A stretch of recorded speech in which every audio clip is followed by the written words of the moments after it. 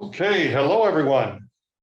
Hi everyone, and welcome to the Elliott School of International Affairs and to the George Washington University here in the nation's capital. I'm James Foster, Vice Dean of the Elliott School, welcoming you to the third episode, I believe it's the third episode of this year's Elliott Book Launch Series, featuring our very own Shawn McHale and his new book entitled The First Vietnam War, Violence, Sovereignty, and Fracture of the South, 1945 to 1956, published in August of this year by Cambridge University Press. We are also very fortunate to have as our moderator, the Dean of the Elliott School, Alyssa Ayres, who in addition to running the school, is one of Elliott's pantheon of amazing experts in Asian studies. But before turning to Dean Ayres for her opening remarks, I'd like to say a few words about our school and some words of thanks to those who have helped make today's event possible. The Elliott School of International Affairs is located in the heart of America's capital, just steps away from the White House, the World Bank, the IMF, and the State Department.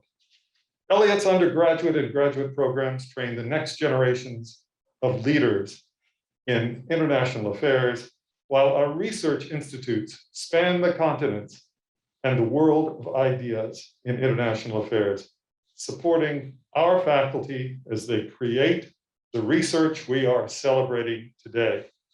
And we celebrate with the entire Elliott Book Launch Series. While many at Elliott have helped to produce today's event, I especially want to thank the Sigur Center for Asian Studies for their assistance in putting today's event on, and especially Rebecca Russell, the center coordinator. And in the Dean's office, Diane Sang, who works with Graham Cornwell and Peter Rolberg in creating and making this series thrive. Today's event is being held both online and in person, so there will be two modes for submitting questions. For those of you online, please post your questions via the Q&A section. For those in person, please find a person with a mic. Today's author, Professor Shawn McHale, is Associate Professor of History and International Affairs at the Elliott School. His first book, Print and Power, Confucianism, Communism, and Buddhism in the Making of Modern Vietnam, from the University of Hawaii Press, was a finalist for the Benda Prize in Southeast Asian Studies. Congratulations, Shawn, on your new book. And I've worn my Cornell tie in your honor today. Our moderator, Dean Alyssa Ayres, is Professor of History, International Affairs, who before joining the Elliott School was Senior Fellow at Council on Foreign Relations and Deputy Assistant Secretary of State for South Asia under the Obama administration. Well, over to you, Dean Ayres. Thank you. Thank you, Vice Dean Foster. I'll be very brief. First, I want to welcome everyone to today's book launch. Welcome to everyone here in person. We are doing our best to try to hold hybrid meetings since we are back on campus, but hybrid allows so many people to participate from wherever they are. As Vice Dean Foster said, my name is Alyssa Ayres. I'm the Dean of the Elliott School of International Affairs. One quick and final housekeeping note, if anyone here has not yet checked in, please do check in at the table outside if you have not done so already. I am personally very pleased to welcome everyone to another event in our book launch series. The series does give us a special opportunity to present our award-winning faculty and their work to the George Washington University community, and to allow people to hear in their own words about the issues and questions at the heart of their research. Today, we will be hearing from Professor Shawn McHale on the topic of his recently published book, The First Vietnam War, Violence, Sovereignty, and the Fracture of the South, 1945 to 1956. Professor McHale teaches courses in Southeast Asian history, Vietnamese history and memory, colonialism and its legacy. He spent the 2007-08 academic year as a Fulbright-Hays Fellow in Vietnam and France. And he's also a former director of the Sigur Center for Asian Studies, which is co-sponsoring our book launch event today. The Sigur Center, as many of you may know, is one of our Elliott School research institutes. It strives to promote high quality research about Asia and to educate the public about Asian affairs. So this event is part of the New Books in Asian Studies book launch series that's designed to identify the best new scholarship on topics about Asia. For those who haven't yet read it, and if you have not, we have some books in the back of the room for your perusal and purchase at the end of our conversation today. For those who haven't yet read it, Professor McHale begins his book with the question of why the communist-led resistance in Vietnam won the anti-colonial war against France everywhere in the country, except significantly in the South. In exploring the answer to this question, he takes the reader through a more complicated and complex history of South Vietnam and asks us to think more closely about fracture, about migration, about sovereignty and borders, about citizenship and race. At a time when the collapse of Afghanistan's previous government and the US involvement there has brought another Vietnam War to the front pages of our news, Professor McHale's book asks us to look closely at the contested history before that period to gain a better understanding of the different factors at play in the Mekong Delta region. I hope he will speak a little bit about this. Professor McHale carried out extensive archival research in 4 countries and in 3 languages for this project. It is the first substantive English language book focused on Southern Vietnam's transition from colonialism to independence. So please join me in welcoming Professor Shawn McHale. He will present his overview of the book here, and then we will carry on with a Q&A. We'll move over to the chairs after his presentation. Thank you.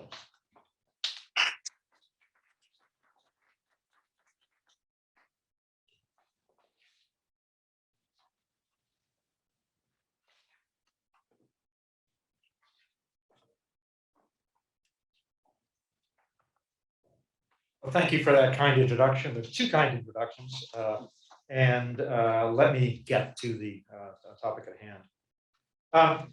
This book has long, in a sense, distant roots. I was born in Southeast Asia. I spent most of the first 9 years of my life living in Southeast Asia, and I went to Vietnam in particular for the first time in 1989, a time when Vietnam was actually very poor, when the US had no diplomatic relations with the country. And there even were signs, actually, of the war that I'm about to talk about in the countryside, such as French pillboxes. Vietnam's come a long way since then, but this history at that time was more visible. An estimated 400,000 people died in the first, what I'm going to call the first Vietnam War, what many people call the first Indochina War. If we examine all deaths, military, paramilitary, and civilians, probably 19 out of 20 of the dead were non-French. The dead came from an astonishing 60 different political units, different units often of the French Empire, but also the soldiers who came from Germany, Hungary, Norway, the list goes on and on. So in this sense, this was truly a war of global reach. A war of empire, yes, but a war actually which even reached beyond actually the French Empire. This particular book looks at part of the story of this war. It looks at the war for the South of Vietnam. And it's focused a lot on, not alone, but it's focused a lot on the Mekong Delta, which is in a sense, where the majority of people in the South actually live then, live now. And the book is based on a wide variety of materials never before used, found in France, Vietnam, and Cambodia. There were times actually when it was very difficult to do research for this book. One time when I was in the archives in the South, and I'm looking at a region which is religiously complex and ethnically complex, and which borders Cambodia, I was told that I can't see any maps of borders. I could not see any files related to religion, and I couldn't see any files related to ethnic groups. Needless to say, I found ways around this issue and accumulated a wealth, in a sense, of material. The aim of the book is to address books of broad, in a sense, global significance, such as decolonization, civil war, ethnic and racial violence, and in particular, how dynamics of violence unfold. It's also, though, more narrowly focused on issues related to how we talk about the wars for Vietnam from 1945 to 1975. And a particular gap in the scholarship is trying to understand how the country of South Vietnam came into existence. This is not the central, actually, issue that I actually talk about in this book, but what I talk about helps explain, in a sense, that particular history. The area that's the center of this book, you can see this map here. This is the Mekong Delta. It is a delta. It is mostly flat, but it has actually regions that are mountainous. On the border, for example, with Cambodia. It has swamps, mangrove forests, and it swamps over there. There tend to be areas where the communist-led Viet Minh would often retreat to. It has limestone karsts. They jut out of the countryside. It has sand dunes. In other words, it is a complex place ecologically. It's a complex place ethnically, and it also turns out to be a complex place religiously. And all of these issues are important to, in a sense, what I say in the book. A third point is to address issues of burning concern to particular communities in Vietnam, as well as actually in a Vietnamese diaspora. There's some groups which played an important role actually in this war. I'll talk about them some. People who belong to the Cao Dai religious group, as well as the Hoa Hao, both of which are actually very significant in this part of Vietnam. So I will address issues related to them. Now, to situate my arguments, I'm gonna first of all talk about the standard narrative of this war in particular, but it sometimes applies to the war in which Americans participated later on. And then I'm going to provide my alternative narrative, and I'm going to zero in on the particular issue of violence and dynamics of violence and how they actually reshape a society in multiple ways. They have ramifying effects. So, and then I'll conclude. The standard narrative of the Vietnam War, articulated for nearly 70 years, goes along these lines. The war was a simple binary contest. It pits French imperialists trying to retain one of their colonies, their only major Asian colony, against actually anti-colonial revolutionary nationalists. The standard narrative is northern-centered.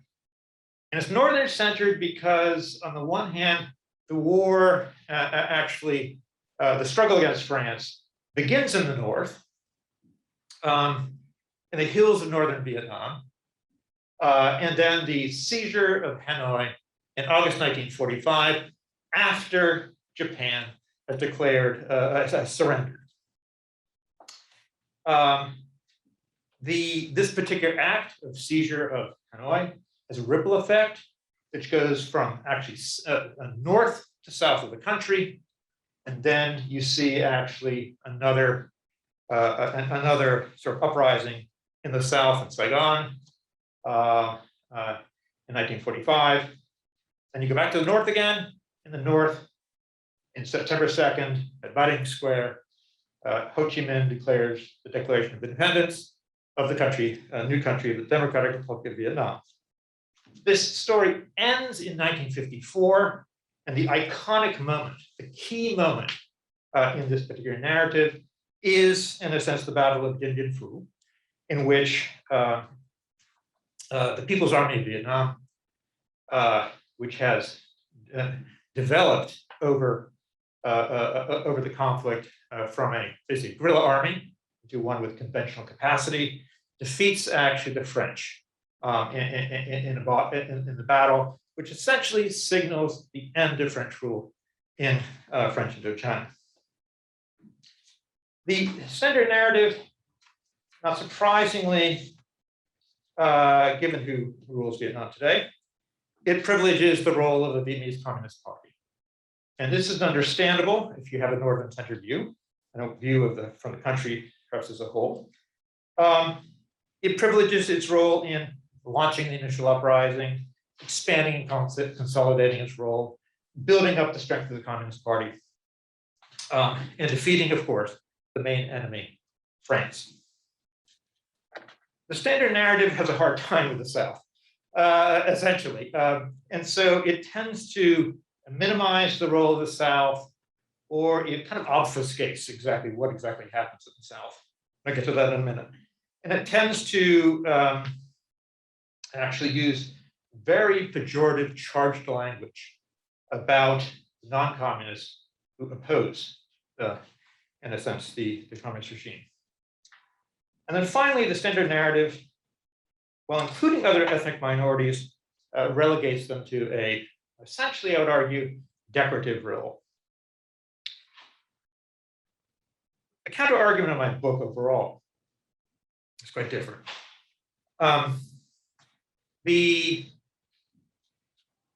This book focuses on the war in the South. And in particular, if you look at this map, and I'm sure everyone can see it, I'm mostly looking at this area of the Mekong Delta here. I talk some about Saigon. I also talk some about Cambodia, all of which actually are important in the narrative. So I focus on the South. And the South is actually where the war begins.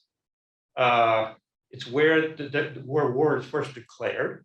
It is where actually the first combat deaths of Vietnamese against French occur. The first Vietnam War in the South was not, however, a binary contest. It was actually a civil war wrapped up in a war against France. So it has very complex dynamics. And these complex dynamics have meant that scholars have often not really wanted to unpack the complexity of this kind of war. It's easier to go back to a different kind of narrative. The South also is a place where the Vietnamese Communist Party is weak.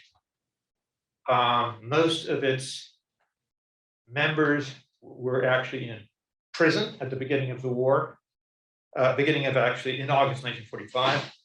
But even afterwards, actually, it has the weakest party membership of any place in Vietnam. And in contrast, there are some relatively in a sense, there are some notable other non-communist forces. In particular, and I'm going to mention them, the Cao Dai religious group and the Hoa Hao, and others, which have already tried to build up some capacity, organizational capacity, and build up actually their militias. So the communists face competition in the South. It's a very volatile situation. As you will see, while the standard narrative of the war relegates, in my view, ethnic minorities to the periphery, I'm actually going to accentuate the significance of certain ethnic minorities, and in particular, the Khmer of the Delta. This is going to be a controversial part of my book. I think it is actually perfectly justified. So if you don't believe me, you can always read the book. I guess that's a pitch for my book. The last point, and this is sort of obvious, which is that a Southern-oriented narrative has to deal with the particularities of the South. You look at this map, and you can see it's actually right next to Cambodia, which is a significant factor. The South was the longest part of Vietnam under colonial rule, and it has significant Khmer, Chinese, Cham populations, ethnic minorities, all of which actually play a role in different ways in the war. And I don't know how you exactly, analytically prove this, but the South just does have a different feel. It is a very different kind of place. There's a reason why Southerners often think of the South actually as quite different. Even Northerners think the South is quite different. So we should take that simple point into consideration. Now, I'm going to try to keep my remarks actually short, but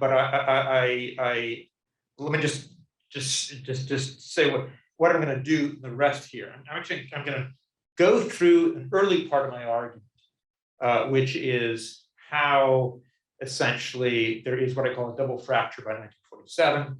And I'm going to do that because I think this particular double fracture shapes the rest of the war. That's why it's significant.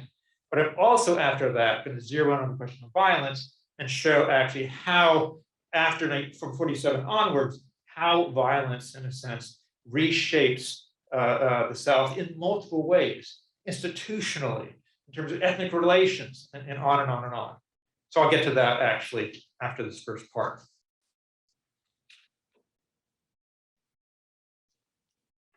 Existing works all focus on the way in which, in a sense, Vietnamese came together, sometimes fleetingly, but they came together in August and then September of 1945. Today, this is known in Vietnam as the August Revolution. I focus instead on divisions and fractures, because from the very beginning, we see in the South, and even actually in the North, we see in the South a polity in which no one can really agree on common leadership. Communists wanted to control the process. So in the South, the group known as the Viet Minh, the leadership of the Viet Minh was actually communist. And the leadership wanted to try to bring these different groups under a common umbrella, but make sure the communist leadership was still in control. In fact, what was happening, not exactly behind the scenes, it was actually in broad daylight, was you saw that there existed what I call parallel but intersecting mobilizations for power. Okay, these different groups in different parts of the Delta, the Cao Dai are their strength is up there tightening, but they are actually throughout. They even go to other parts of the Delta. The Hoa Hao over here, the countryside, they actually have strength. There's something called the Vanguard Youth, a youth movement. It is actually throughout the South and the communists. All these different groups and others are vying actually for, in a sense, control of the movement. This all temporarily comes together in September 1945, and then falls apart. We see, and the reason I emphasize this so much is all of this happens before French military forces come to Vietnam. The French military arrives in October 1945 to reoccupy Vietnam. Even before that period, we see an incipient civil war developing. And then the French come in and they just add one more, in a sense, element, in a sense, to this volatile mix. So what I do in the first half of the book is I look at 1945 to 47 as the priming, and then actually the creation, in a sense, of a civil war. The French try to manipulate, in a sense, the different sides on this. They have some success, but the fundamental dynamic here is actually how Vietnamese and others, Khmer, think about the future of this area, and they are the ones who are the major actors in arguing. So you see priming, polarization, massive violence by 1947. And as I said, I call this double fracture. The first fracture was ethnic, and has been essentially overlooked in the scholarship. It split ethnic Khmer from ethnic Vietnamese. There's a long history of why ethnic Khmer and Vietnamese in the South often had unfriendly relationships. I'm not going to go into it. It goes back at least to the 19th century. But the reality is, even though there were often bad relations between Khmer and Vietnamese, there had been no, in a sense, extensive violence between Khmer and Vietnamese up till 1945 and onwards. This fracture was actually incited by the French. The French knew this. And when the French are trying to retake the Mekong Delta, they actually give guns to individuals who they call, ironically, partisans. The Khmer then, in a sense, armed, actually believe they're going along with French, and they massacre ethnic Vietnamese. The reaction to, in a sense, these massacres is the creation of dynamic of violence. Vietnamese, in turn, in a sense, turn back, and they do the same actually to ethnic Khmer. And so you see a splitting in terms of ethnic groups and politics of Khmer from Vietnamese. This turns out to be a very important dynamic in the war as a whole. As I said, this has been overlooked. This is a topic which is actually sort of hush-hush in Vietnam. It's not talked about. It's talked about in elliptical ways. When I first read about it in Vietnamese, the Vietnamese actually is a very elliptical Vietnamese. And so at first I didn't realize what they were talking about. And then I came to realize, no, they're talking about massacres. And indeed, there are many individuals in the different Delta. This particular event, some of the massacres are one of those important, in a sense, incidents in their lives. They remember it like it's yesterday. So the first violence, Khmer and Vietnamese violence, happens in late 45 and 46, but also some happens in 46 and 47. That's the first fracture. I should add here that although Khmer are only 10% of the population, they are wildly disproportionately represented in the self-defense forces and other forces which actually take part in this First Indochina War. So they're significant. And I'll get to some of the important reasons why I look at this fracture separately. But the second fracture was basically an intra-Vietnamese struggle over the future of the nation, the future of the nation to be.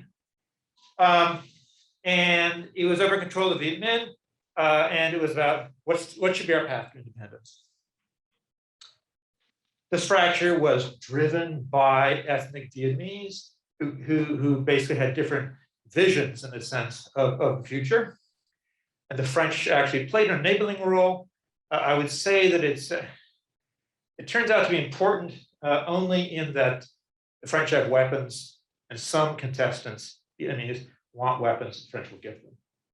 But otherwise, the dynamic is mostly a Vietnamese on Vietnamese dynamic. It all comes to a head in 1947. Viet Minh first attacked the forces of the Cao Dai, who have signed an agreement to cooperate with the French. And when they do, massive violence breaks out. There are sham trials. Cao Dai are actually stuffed down wells. I mean, it's a very, very vicious kind of struggle. That's the first thing that happened in 1947.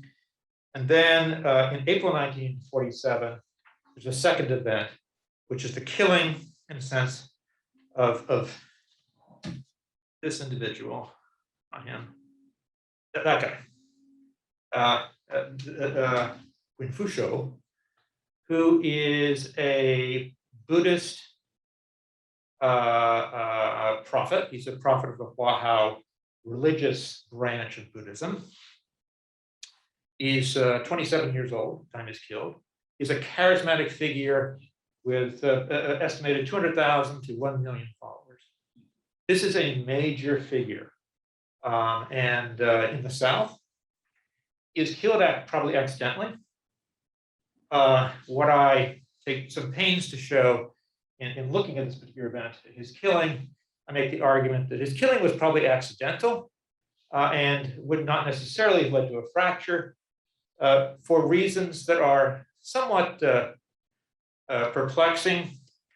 The communist leadership of the Viet Minh decide to have what I think is a sham trial, put him on trial for treason, and then say that they've executed him. In the process, rather than the communists instead saying, oh, he was accidentally killed, unfortunately, they've taken ownership of the execution of this individual.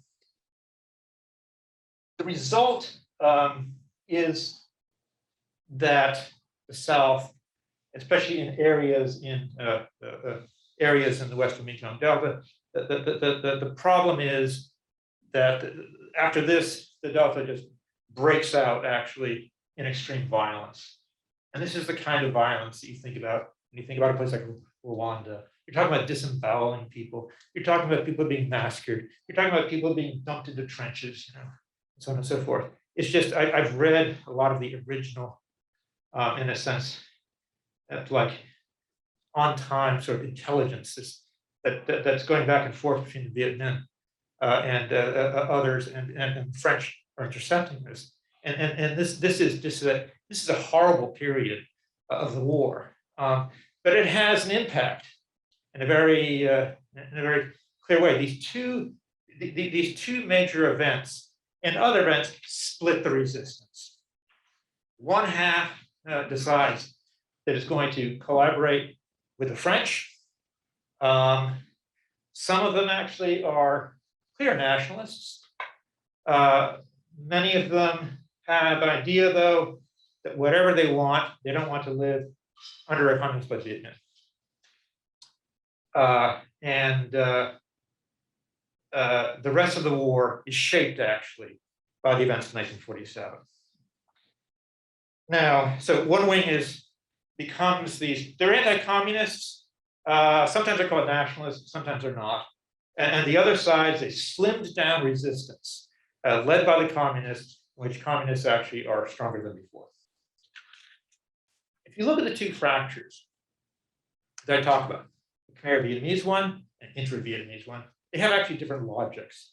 And one of the things I just want to underline at this point is, for the Khmer of the Delta, many of them have long believed that the Mekong Delta really belonged to Cambodia. Okay? And so this is the reason why a lot of them feel the way they do, that they want to struggle against the French. But also, some of them, even if they don't believe that necessarily, they are the original settlers of the Delta. They actually feel that their way of life is coming into threat. And so they may be irredentist, or they simply may want to preserve, in a sense, their hold over the Delta. That's the reason why they're going to war. It has sovereignty implications, obviously, because some of them do want to be joined back up to Cambodia, and Cambodia was the same thing early on. The intra-Vietnamese struggle is very different. It's really, in a larger sense, a struggle over what path should you take to go to independence. And that one is, we can talk about and more in Q&A.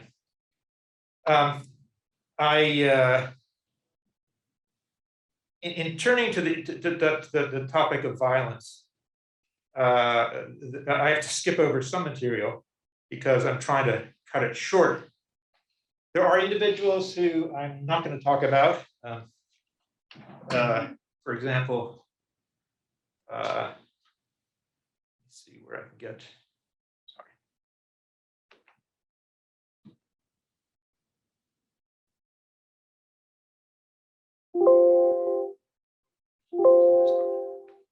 I don't know why that's not coming in. I'm not going to talk about, for example, the major Cao Dai leader, Pham Quang Dac, who is a very interesting individual. a major leader. He could have become prime minister of Vietnam, in my opinion, because he really had certain qualities. I'll put people like him to the side. If you want to ask questions, you can ask him. I won't talk much about Confucius. I talked a little bit about him already. He died. But these two early individuals are major figures. They're actually people who are remembered today. Let me zero in on the question of violence, however, and talk about different kinds of figures who really defined, in a sense, the war from 1947 onwards. And these often were not the well-known, in a sense, major leaders. They were often militia leaders. They were people who actually prosecuted the war in the different provinces of the Delta. This is one of them. That's actually Tran Van Swai. You may think to yourself, if you have seen pictures of the Maréchal Pétain, you may think, huh, is he trying to look like Pétain? I've wondered that a lot. He has a French kepi on. He obviously has anointed himself a general. He has almost a handlebar mustache. He turns out to be a pro-French general, a Hua Hao militia leader. Essentially, his main claim to fame is that he's skilled in the use of violence.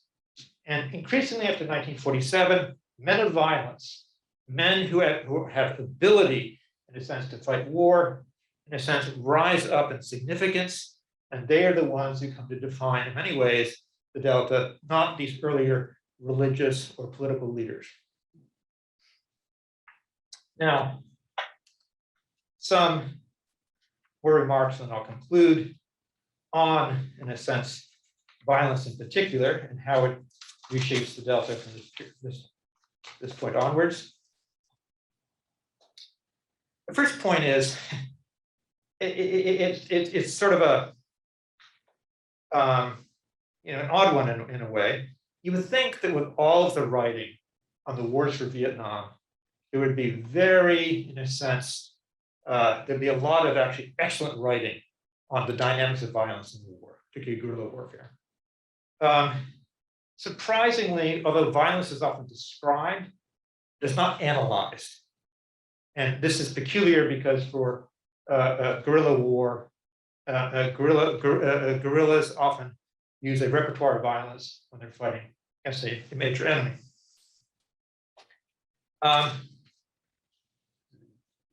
Furthermore, civil war is not usually used as a framework for understanding these wars, but there is a lot of really interesting literature on civil war that has come out actually in the last 20 years that asks interesting questions.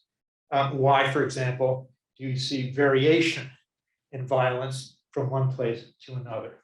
What exactly is the repertoire of violence that people use, and how do they use it?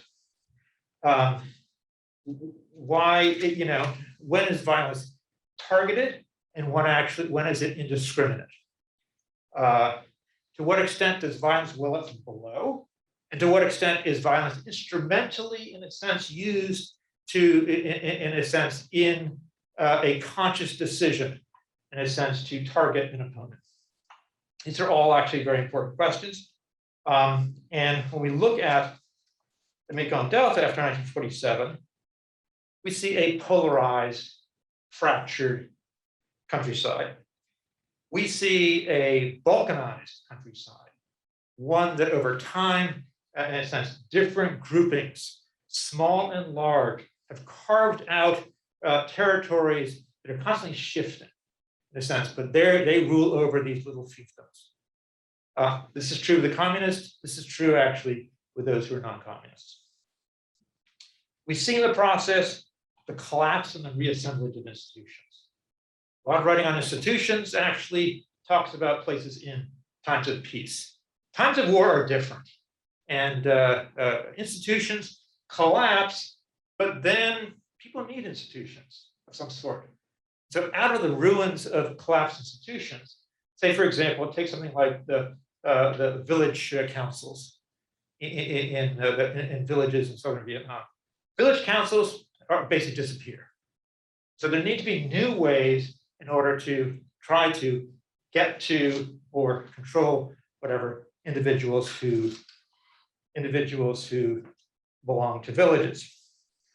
We see massive levels of migration. This has never been talked about in the scholarship. This is totally perplexing to me. Perhaps 20%, perhaps 25% of the population of the Mekong Delta leaves, just leaves. And nobody seems to have noticed this in the scholarship. Not only is there people leaving the Mekong Delta, but there seems to be large-scale migration within it. So we see people moving from areas of violence to clustering around towns and cities. Bonds that they previously had, such as village bonds, often are broken. There's a lot of churning in the Delta. Social institutions have to adapt to this new reality. Practice of sovereignty transform. When we talk about sovereignty, like in international relations, for example, we tend to think of states in their context of sovereignty. In a war, we really need to address not only the claims that the major, in a sense, powers may make in a conflict, but we need to think about de facto sovereignty. What is sovereignty like on the ground? And it turns out, actually, that sovereignty on the ground can be extremely complicated. I can't put up a map here because it's too, it doesn't show up well enough.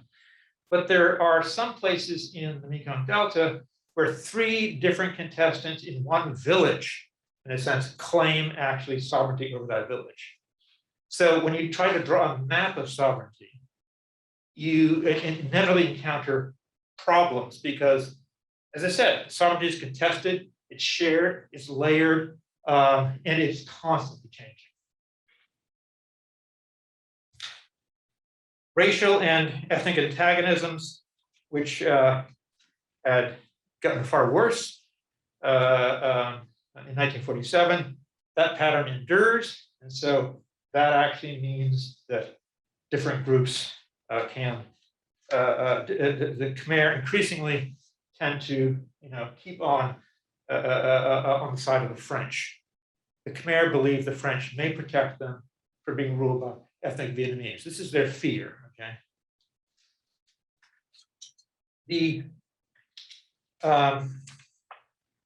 Another thing that happens is we often tend to look at wars like this into the framework of politics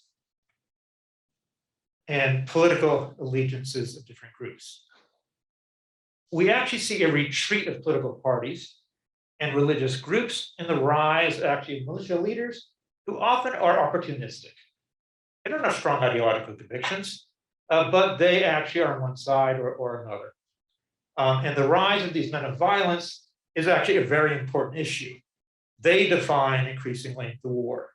And so it even gets to the point that even the Caudai, who are actually pretty, they have a religious leadership, even in that case, they face rebellions from below from actually generals.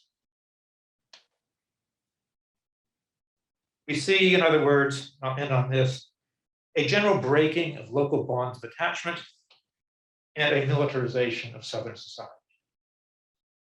What are the consequences? And I'll end on this point. Try to be quite quick on this. When you have a society that has been balkanized, and you're trying to create a new nation state, what exactly can you do? And the French, when they decide they're going to be leaving, realize they try to basically get some of those groups they've supported, those militias, and actually get the new rising Vietnamese government to integrate them into their armed forces. They try to buy off certain groups, militias. They try to co-opt other militias, and those who don't actually go along with them, they try to crush. The end result, though, even though the French, the new Vietnamese state using often American money is successful, is that you have a weak central state. Balkanization over 9 years, devolution of power to, in a sense, local potentates, means that it's hard to build a state. on, in a sense, the results of that war. And this is something for all those people who have this idea that, like in Iraq, for example, oh, we should divide up Iraq into 3 different places, and that'll help resolve, in a sense, antagonisms. And then, of course, you can build a nation state. Things like that that often don't work. Devolution of power leads to its own dynamics, which then actually mean that erecting in a sense, a strong central state just is not easy. And that's one of the problems with the birth of South Vietnam. South Vietnam, the country of South Vietnam, was born actually in this situation. This is where it comes into being. And it comes into being weak, divided, and with rivalries. And this continues actually not simply in the 50s, but into the 1960s as well, into its military, for example, which also has all sorts of divisions within it.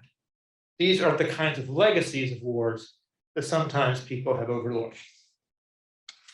And as for the Khmer Krom, well, that's the last point. They are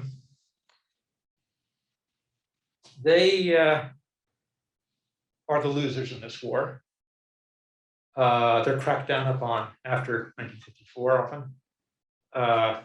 Some of them decide to leave and go to actually Cambodia.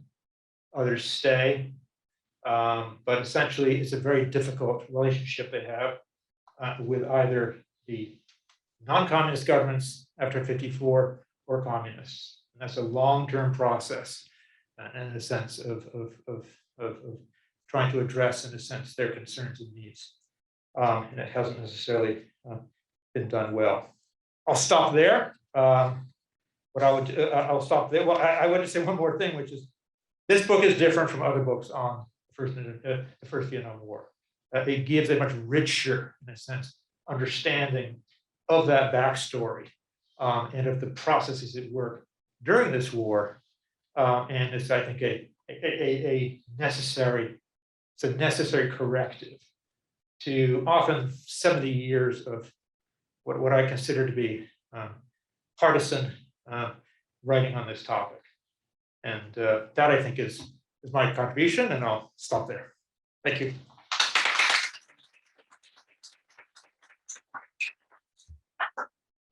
We're going to move to a Q&A period, a hybrid Q&A period. So I'll be able to pull questions from my iPad. That's why I brought it. We can put these mics on, and it'll make it possible for people on the screen to hear us.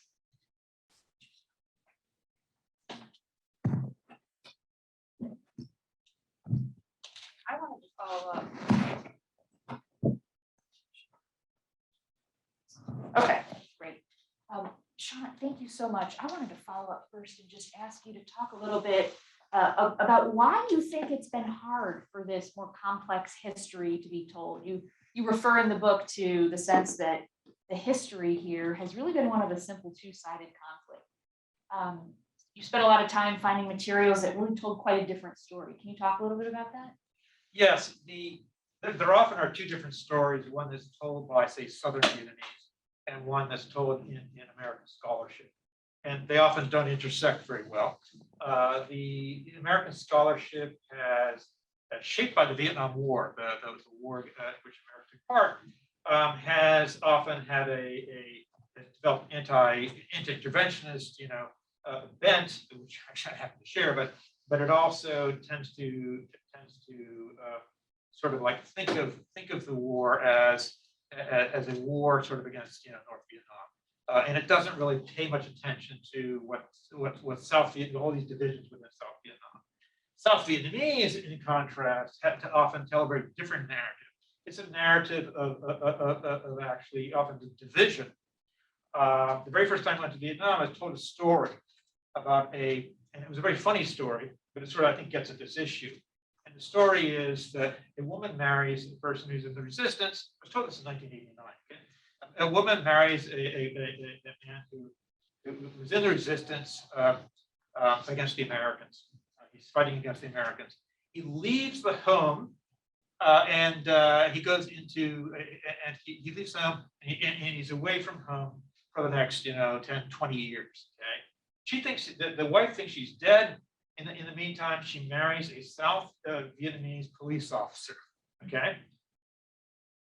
Liberation, whatever comes in 1975, she's living with her police officer, a husband, and then the first husband comes home.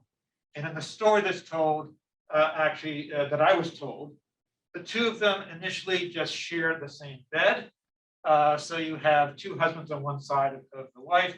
Then eventually, of course, the woman decides she's going to go back and, in a sense, kick out the police officer and marry, in a sense, her first husband, so to speak.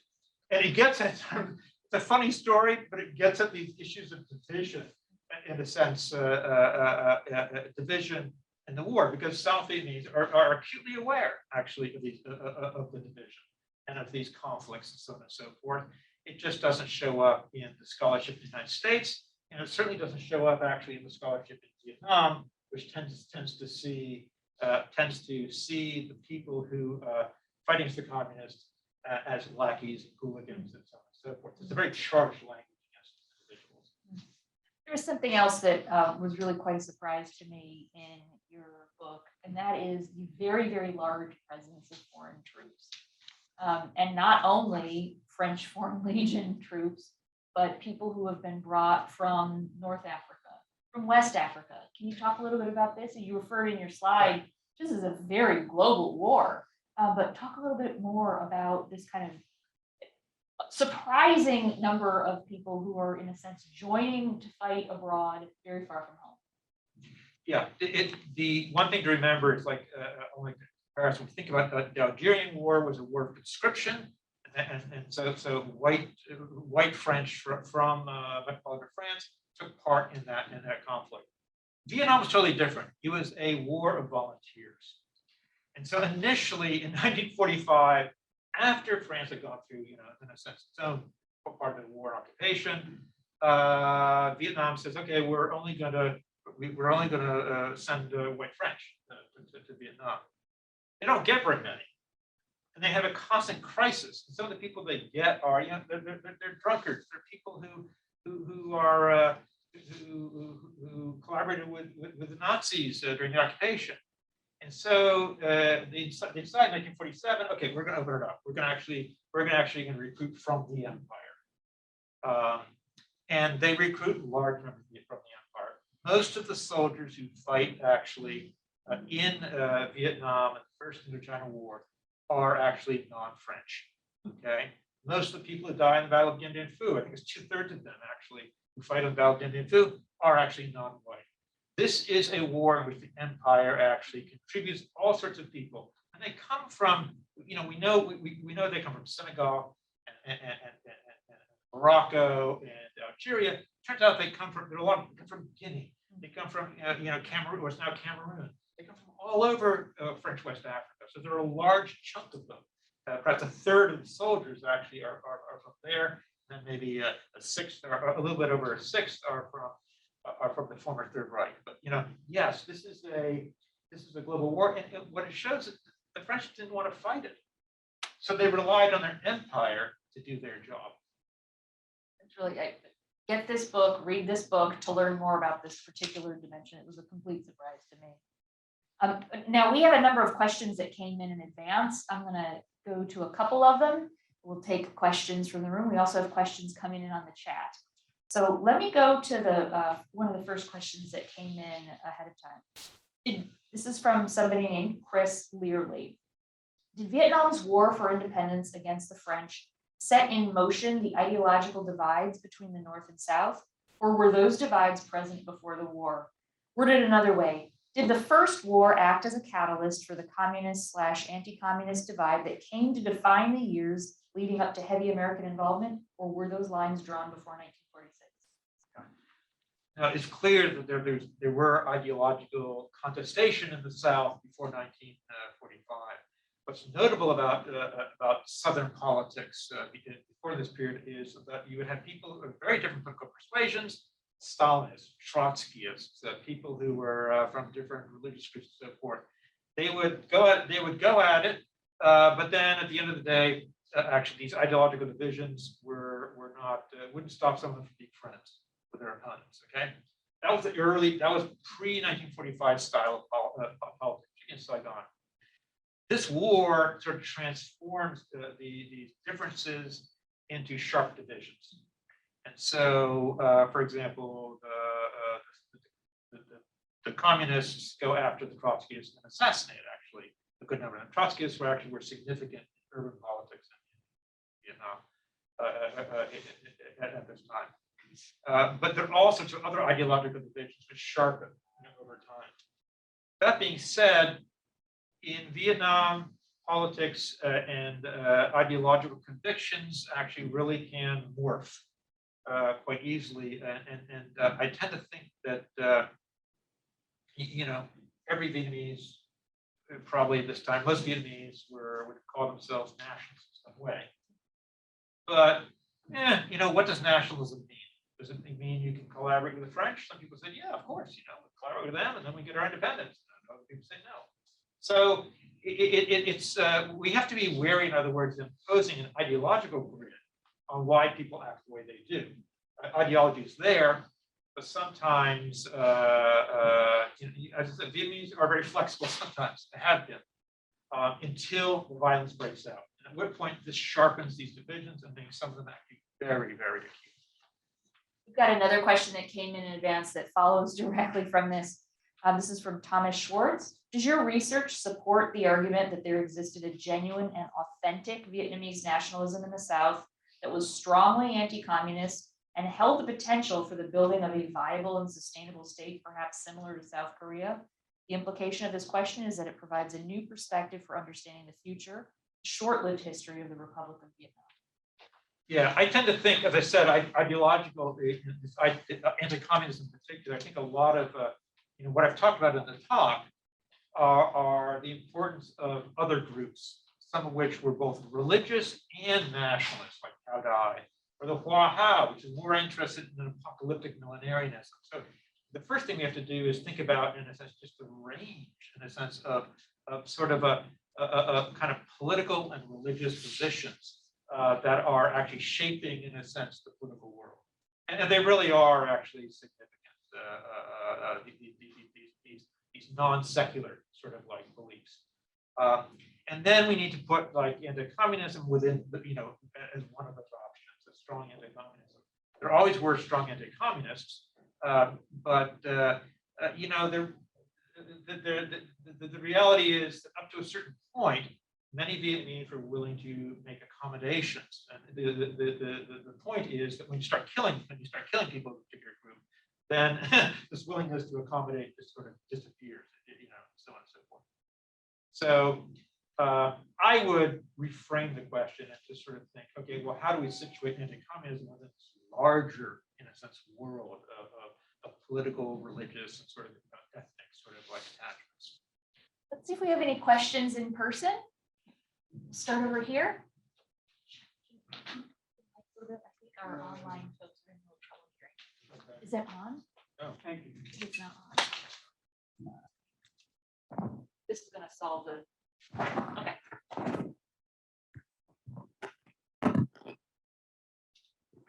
Okay. Sorry, I didn't. Non-profit speaking. My mic was turned off. We're still getting into making hybrid work properly, so we'll get there. Yeah. Okay. John Prados, National Security Archive. You talk a lot about the different ethnic religious groups and how they did this militia building kind of thing. And this is sort of the background to what happened starting in 1945. Well, can you step back for a minute to the Vichy colonial period and Admiral Decoux and talk to how or whether Decoux's efforts to sort of create different nationalist groups within Indochina let the political religious groups have their way. That's actually a very interesting question, and I think that that period of Vichy rule of Vietnam during World War II is actually rather important. And one of the ways it was important is that the the Vichy regime actually encouraged popular mobilization, and different groups took advantage, in a sense, of this. Communists took advantage of it. People who are more sort of, nationalist youth groups. There was a very strong, in a sense, emphasis on youth groups and so forth doing things. So mobilization, large-scale mobilization, came out of that, and I think that was behind, actually, in a sense, the significance in in 45 of certain groups like the Vanguard Youth, which was a heavily youth-oriented sort of movement, but also it shaped actually Khmer youth. Khmer actually youth as well. Actually, I think may have been shaped by that. So yes, that helped prime in some ways this general mobilization. The Japanese as well had certain encouraged certain mobilizations, and so, for example, the Kaudai religious group, which had collaborated with Japan, they allowed them to actually build up their militias, to give an example, and mobilize. And they allowed actually the Wahao to also mobilize as well, because they tend to think of Buddhism possibly could be a bulwark against sort of like, against the West. And so they encourage them for different reasons. And Vietnamese sometimes are willing to go along with that. So yes, very good question. Okay, we'll take one from the chat. I'll alternate. We've got a lot of questions that are coming on the chat. Here's one from Hu or Hui Tam Tai.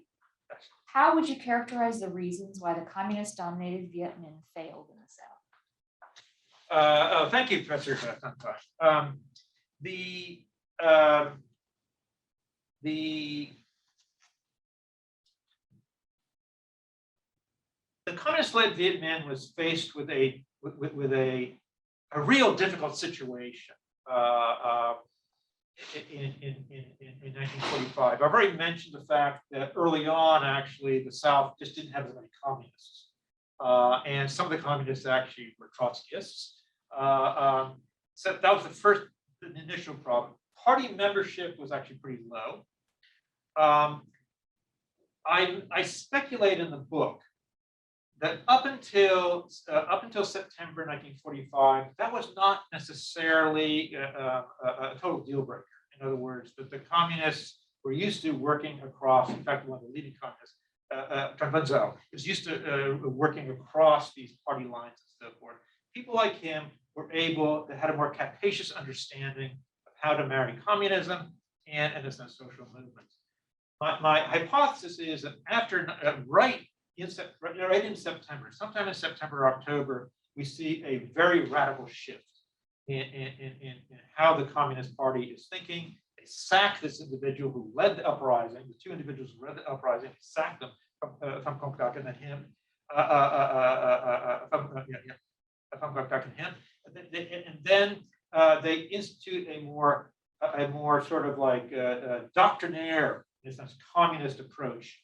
In a sense, one which pushes out, for example, Trotskyists, pushes out people who are considered to be unreliably politically, and from this point onwards, we see a struggle going on, I think, within the Communist Party. And I think my hypothesis is probably correct. There's one individual in particular who is involved actually in this very shift, and the shift is seen to represent what the party center in Hanoi wants.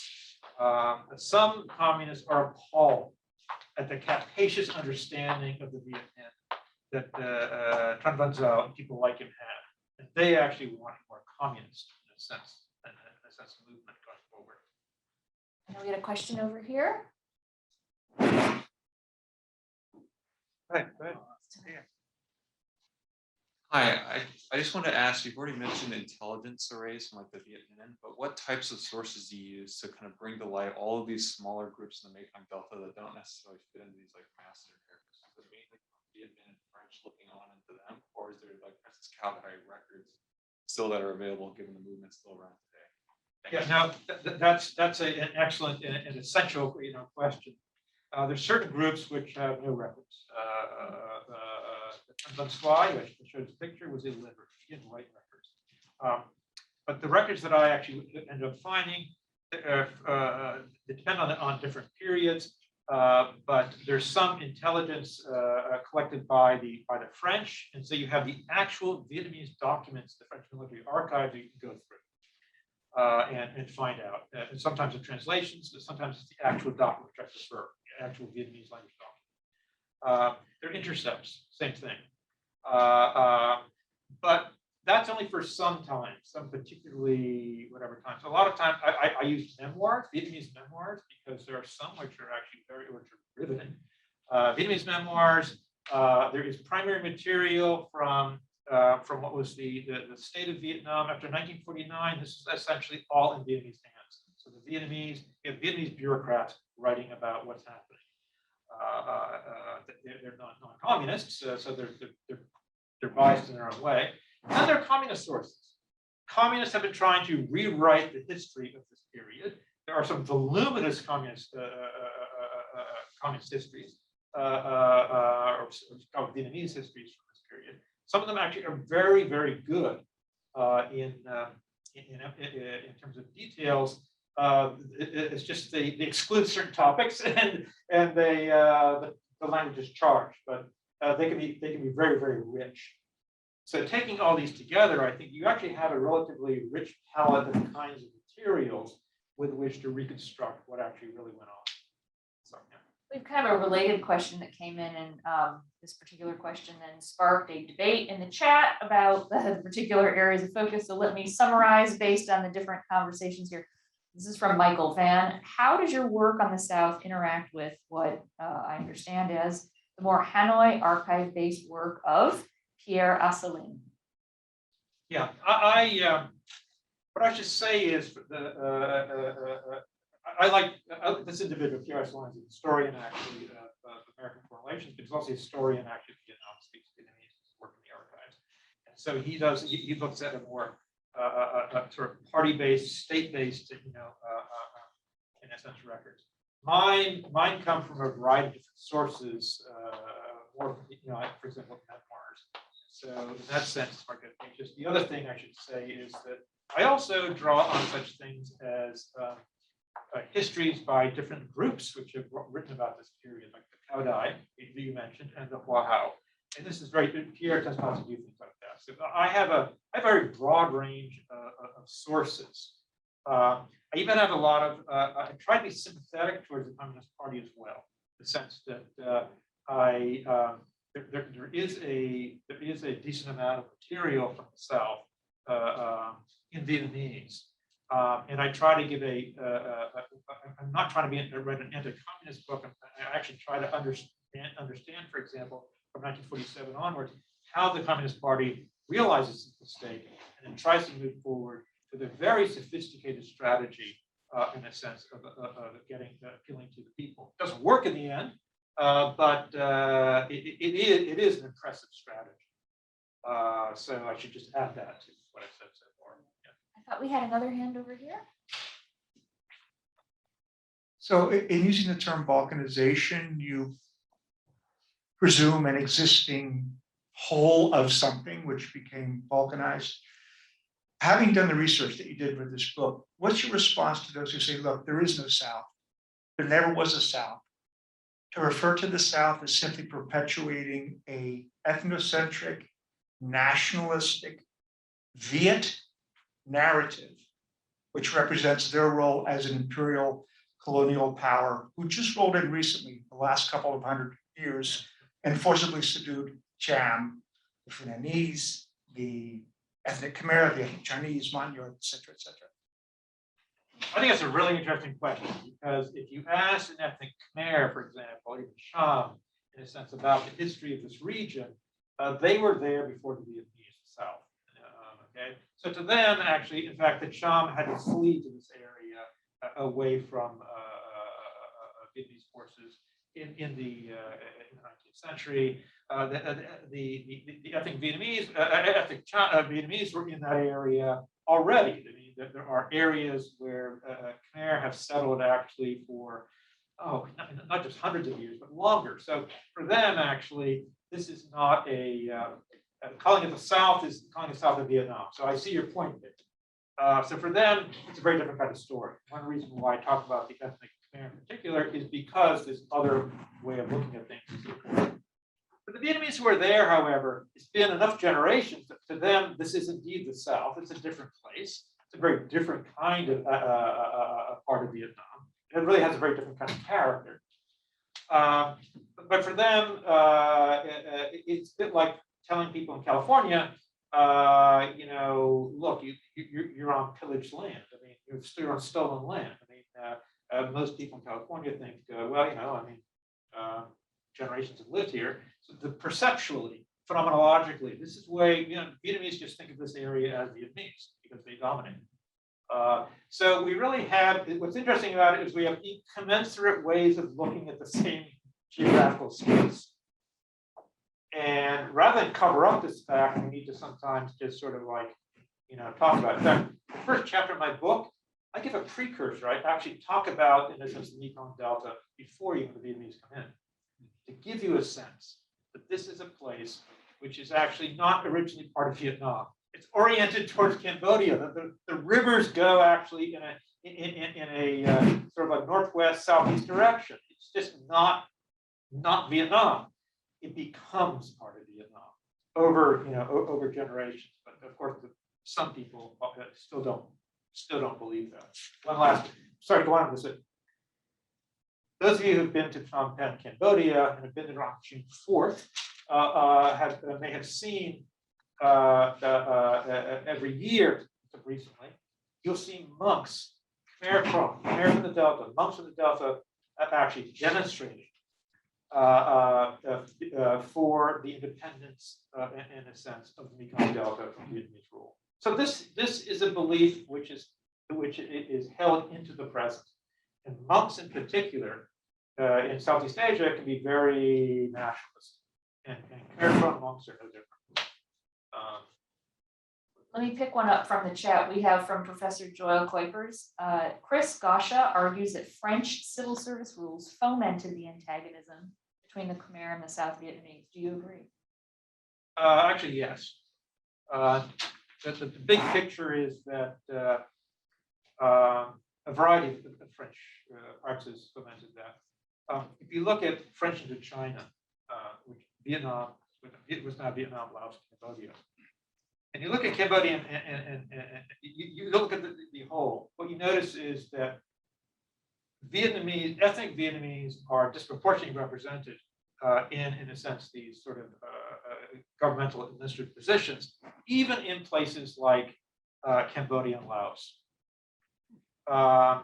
And there are, we come up with all sorts of reasons why this is true, but there clearly is discrimination, even in police forces, same sort of thing.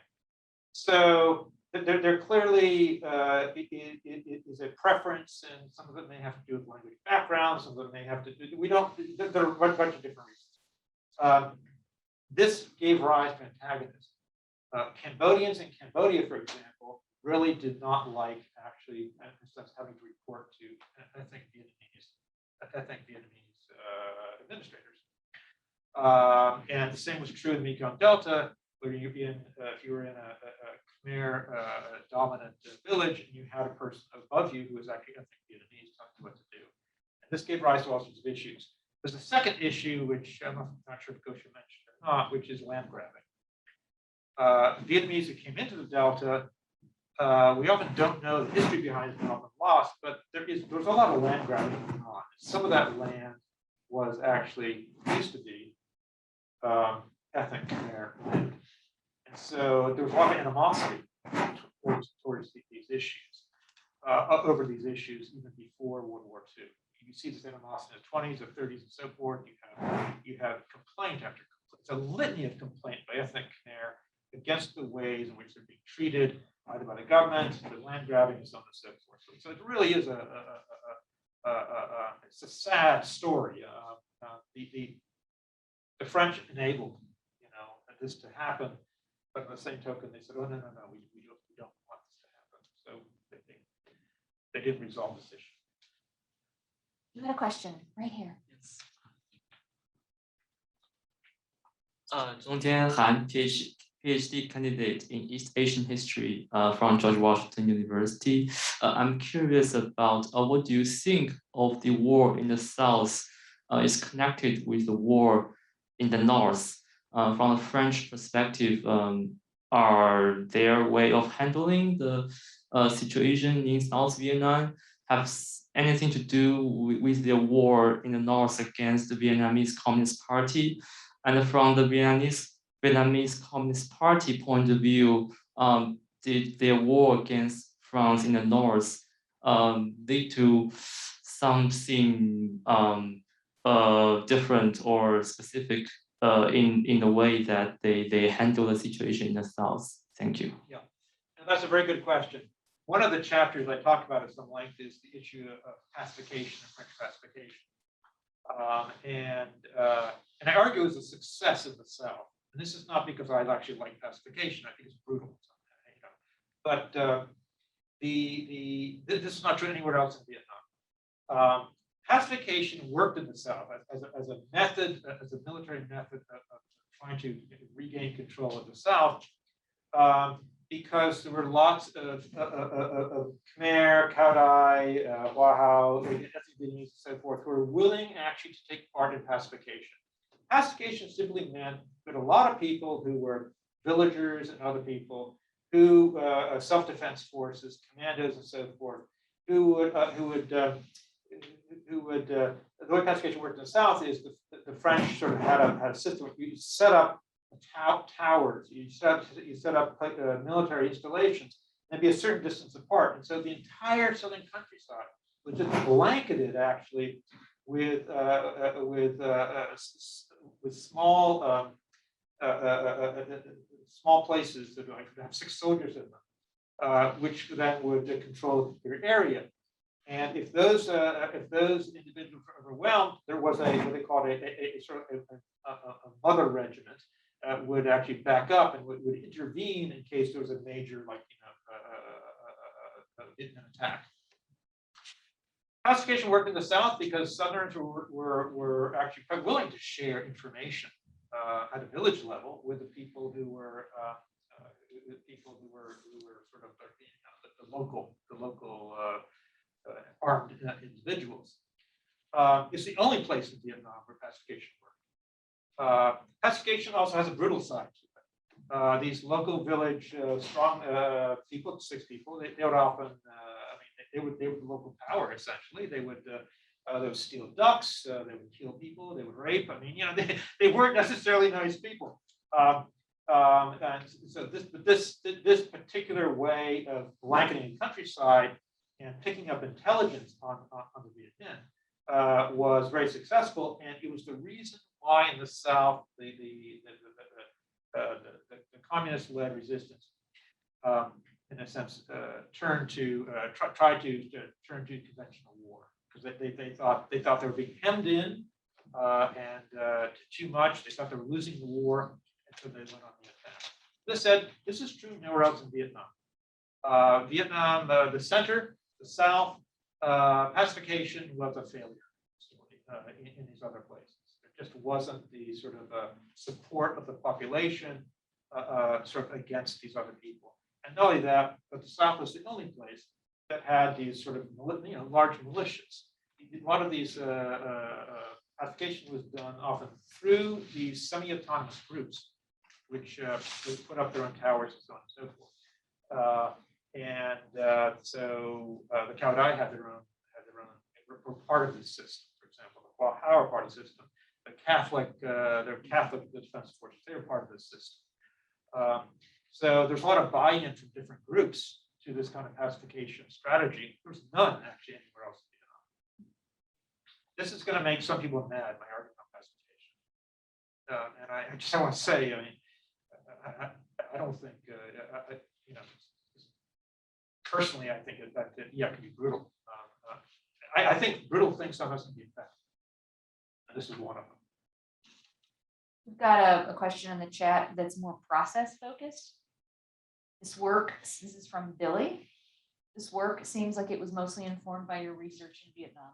Did your subsequent research in Cambodia change any of your perspectives during the course of the writing process, or was that for a different project?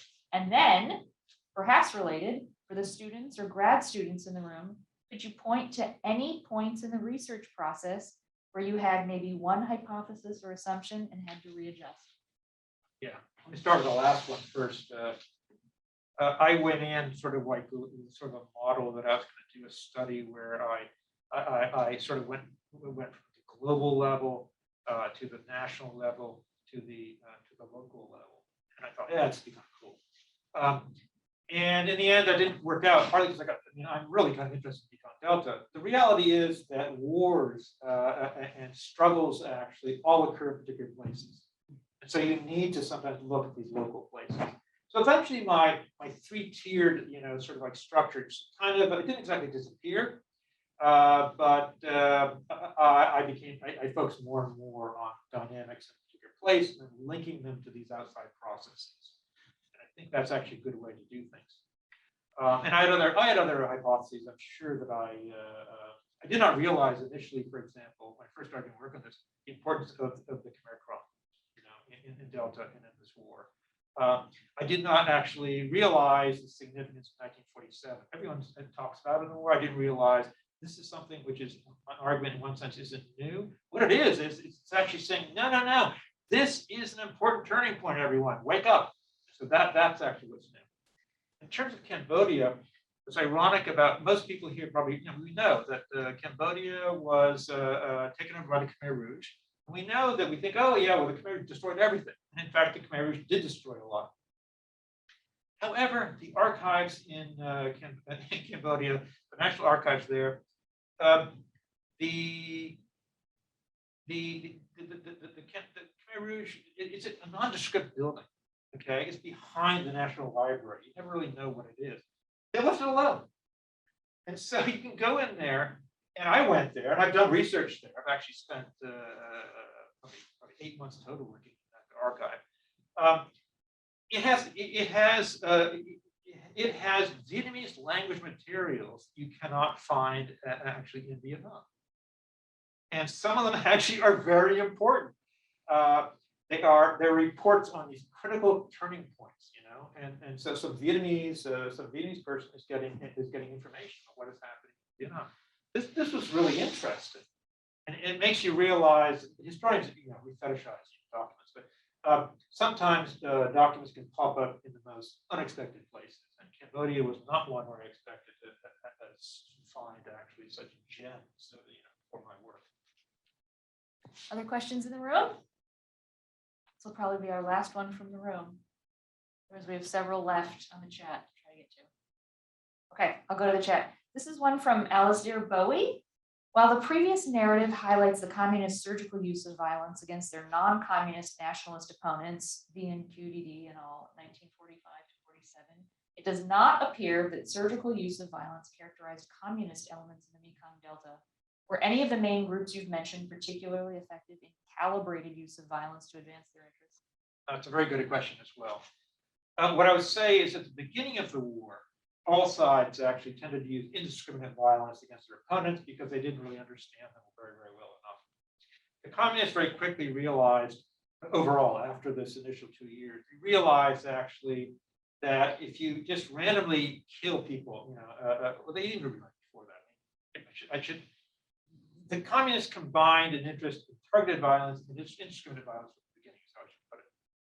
But there are times actually when they just, when communist forces, for whatever reason, sometimes on their own initiative, engaged in indiscriminate violence. This happened, for example, with Vietnamese communists who actually were involved in massacres against the ethnic Khmer. Over time, however, the communists probably had the most calibrated use of violence in the war. That's one thing they came to realize. I actually spent some time on talking about that shift, the ways in which they did. By calibrated, what I mean, for example, is you see the communists realizing that one of the best ways to try to win the war is to take out anyone associated with, in a sense, the administration of the French, and then the government comes after them. And so they will kill people who are, for example, the village chief, the village police officer, They'll kill people who are associated with the, like the French side, for example. A monk, for example, who is pro, in a sense, pro-French, for example. They'll kill a person like that. So over time, they do have a tendency to move towards a more calibrated use of violence. And this is actually that can be quite useful. At the same time, what is violence? We often think violence, okay, homicide. I also look at violence in what I think is a wider range, a repertoire, which ranges from trying to pressure people into leaving, for example, a government position, to kidnapping a person, to try to have them see the light, to executing particular individuals, to engaging in targeted attacks against particular areas, to the extensive use of arson. One thing I discovered, I hadn't realized, is that all sides used arson. The communist forces, the Vietnamese used arson, the French used arson, everyone used arson. They like to burn down, for some reason, they just like to burn things down. And this shouldn't be very surprising to us. What war does is it tends to, even when people think they should use targeted violence, often people, violence wells up from below, and people take things into their own hand. And so even when, for example, the Communist Party said we should use targeted violence, often they people just ran with the arson. And so it's an effective weapon in terms of denial. Why use arson? Because the Vietnamese didn't want peasants going to markets to trade food outside of the resistance area. And so they would burn down a market, for example, which was outside the resistance area. So there's a logic to it. There often is a logic to violence, but sometimes, as I said, the logic of violence really has nothing to do with larger, regional or national level issues. Sometimes they really have things to do with very, very local kinds of fights. I mentioned some of these odd ones. I mentioned one case of I think it's a cow which is owned by a Catholic. It is, and this poor cow, called the Catholic cow. The cow wanders into the territory of a Wahao Buddhist sort of militiaman. And the cow basically is shot. He's killed. This carabao, water buffalo. These are important actually to Vietnamese. So this causes an uproar, and little things like that, little local, in a sense, trials and tribulations define at certain times, the war. And it's part of this larger, this ongoing, violent, episodic violence that shapes the Delta as a whole. I was hoping to try to squeeze in one last question from online, but I think we only have a minute left. So we can show you these questions because they're pretty interesting. Okay. In the interest of time, since we really are right at time, I hope everyone will join me in congratulating Professor McHale on this terrific book. Get the book, folks. Yeah, we have copies available in the back here. And thank you for bringing to light a really complicated, nuanced, and differentiated account of this earlier history in Vietnam. Congratulations.